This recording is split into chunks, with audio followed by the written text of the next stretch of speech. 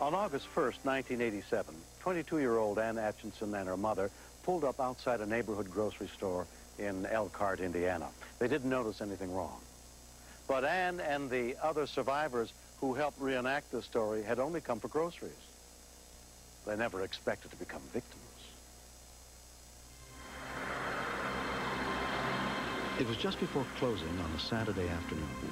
We went up to the front of the store where the checkouts were.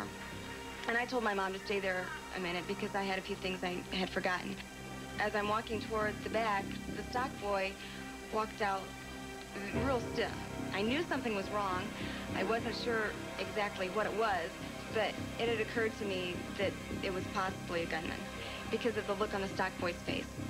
As I was walking up toward the front of the store, I kept thinking to myself, there's a really, really good chance that you're going to get a bullet in your back. All I could think of at that point was that I had to get my mom out of the store. What? What's wrong? Come on, we have to go. But I've got all these groceries. We've got to go. Do it now. As we were walking into the entrance, I turned around and I motioned to the manager that there was a gun in the back of the store.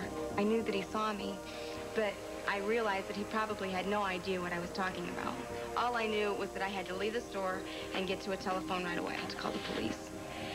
I just needed to make sure that, just in case, there were going to be police officers there to save whoever was in the store.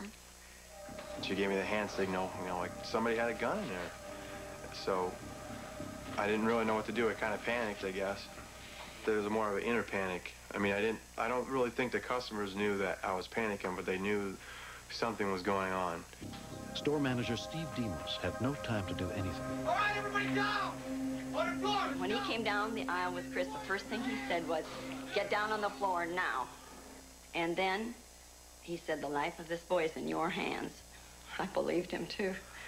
I thought, if I move, if I talk, if I do anything, if I open my eyes, if I look up to see what's going on, something will happen to Chris. That was all I could think of, was Chris.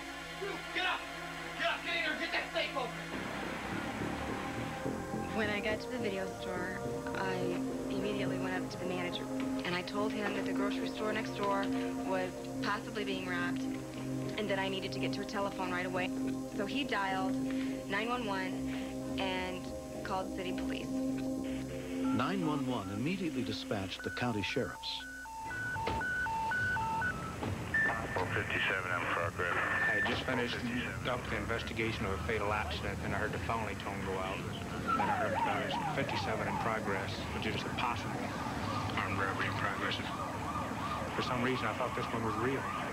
Patrolman John Perry headed to the scene. On a portable phone outside the video store, Ann tried to convince the sheriffs that she had seen a robbery in progress. What happened was my mom and I were getting groceries, and we were in the back. And we started walking up to the front toward the cash registers. And I looked back and thought there was something else I wanted. And I saw one person first.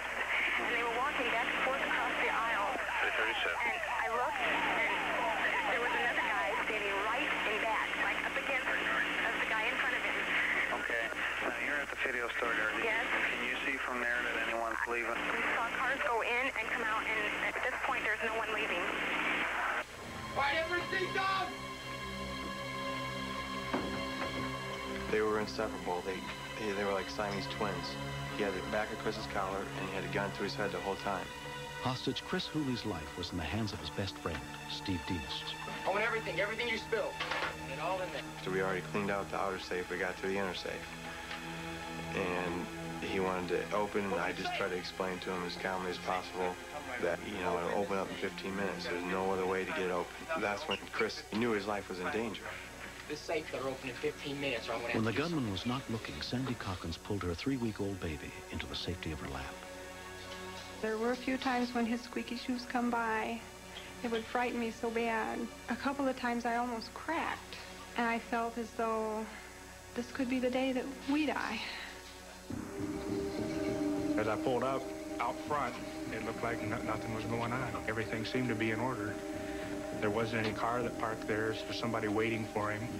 Armed robbers normally don't do a job by themselves because of the risk. And there wasn't anything out of order until the time that I walked in and seen the people laying on the floor. Hold it right My there! heartbeat probably tripled. Freeze! Only 4 months out of the academy, Patrolman Brian Lakey was the second sheriff on the scene. In your mind, you try to almost tell yourself it's not real. You know, this can't be real, but it is real, and it's happening. Drop it! Drop your gun and come in here. I'll kill everybody here. I was not going to surrender my weapon under any circumstance, and I knew that I couldn't take a shot without endangering the hostage. 337, dispatch, 57 in progress. Dispatch, all units, 57 in progress, 57 in progress. All of a sudden, I hear this freeze, and that guy says, "Get out of here, or I'm going to kill them all." Good, that's just what we need. We get shot. You got the keys to the back door? I specifically asked the guy if he was going to let Chris go when he got out. He says yes. Well, no sooner I opened that door up, and he pushed Chris right down in the truck dock. He jumped right down after him and grabbed a hold of him again. 36, get back around. I'm standing right by the door. John Perry hollers out. They're heading towards the back. So I know they're coming towards me, and I have to find some place to hide. I didn't feel any fear. It was just kind of an adrenaline pump cruising all through my body. It was a wild feeling. I see that the gun is cocked. He's got the hammer back, and he's ready to do the kid. There's no doubt in my mind he's going to kill the kid.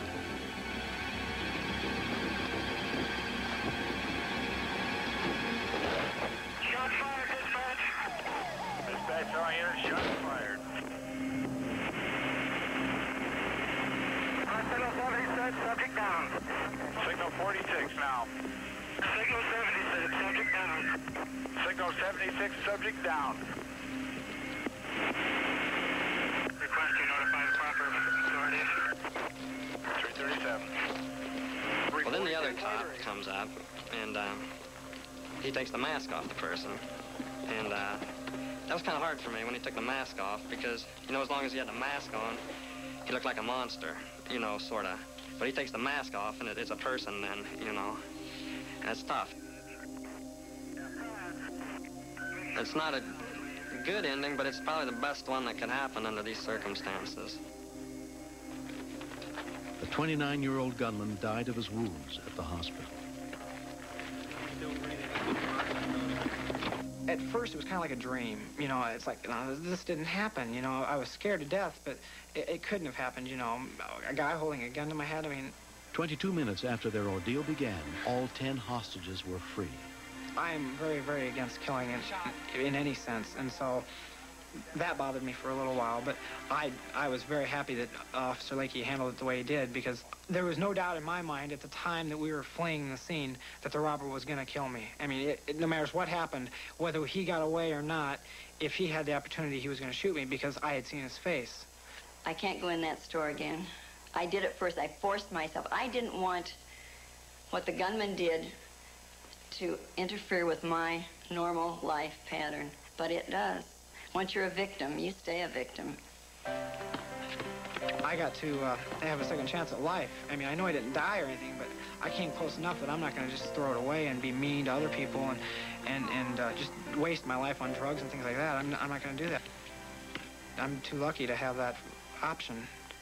I don't think that what I did was anything beyond and above the call of duty. I think anyone in my situation would have done the same thing, or at least should have.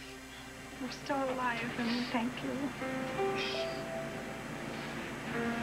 I think each and every one of us thank you for the help that you did for us. Next. That courtyard wall is going to go. They better get everybody out of that courtyard. The word urgent was heard, and I knew that they were having interior collapses in the building.